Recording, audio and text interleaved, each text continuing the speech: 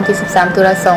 2019แขวงจำปาสักก็คือนครปักเซได้จัดพิธีแห่โคมไฟในโอกาสบุญโบราณออกพรรษาสวงเหือคณะสงฆ์นำโดยพระอาจารย์มหาสุวรรณจันทราชประธานองค์การพุทธศาสนาสัมพันธ์ลาวของแขวงมีการนำของแขวงซึ่งนำโดยทานสุนทรีบุตรวงศ์ห้องเลขาปักแขวงห้องเจ้าแขวงท่านเมษวรรณคงพิทักษ์ห้องเลขาปักแขวงประธานสภาประชาชนแขวง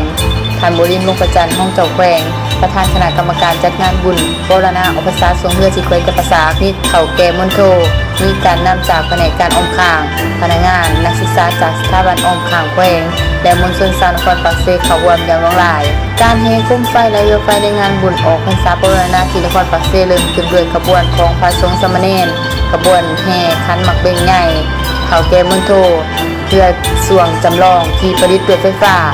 ซึ่งประกอบมีแสงสีเสียงที่งดงามตระการตาขบวนมโหรีดนตรีและขบวนฟ้อนของอนุชนชายหนุ่มหญิงสาวจากแผนกการสถาบันการศึกษาอมขางแขวงและขบวนมวลชนจากนครปักเซรวมทั้งหมด24ขบวนมีจำนวนคนทั้งหมด 1,500 คนขบวนแห่เริ่มต้นจากหน้าสำนักงานว่าการของแขวงผ่านหน้าทาสารคำมุ่งหน้าสู่วัดหลวงนครปักเซ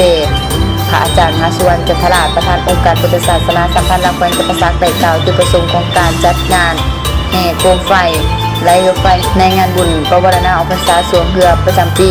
เพื่อเป็นการอนุรักษ์ทางสาหิตของประเพณีที่เคยสืบทอดกันมาแต่โบราณให้ยืนยงตลอดไปเป็นการตะวงความสมานสามัคคีของประชาชนบรรดาเผ่าเขาในการรักษาวัฒนธรรมลาวและอีกอ่างให้นักท่องเที่ยวเข้ามาท่องเที่ยวนครปักเซแขวงจำปาสักหลายขึ้น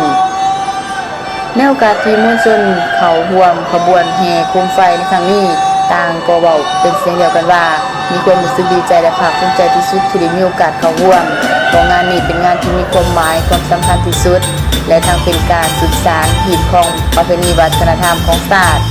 และอยากให้จัดขึ้นทุกๆปีภายหลังที่ขบวนแห่ได้เข้าสู่วัดหลวงปากเซแล้วบรรดาการนำแขวงนครปักเซมวลชนชาวพุทธทั้งหลายก็ได้ถวายปัจจัยต่างๆแด่พระสงฆ์จากนี้ก็ได้เข้าร่วม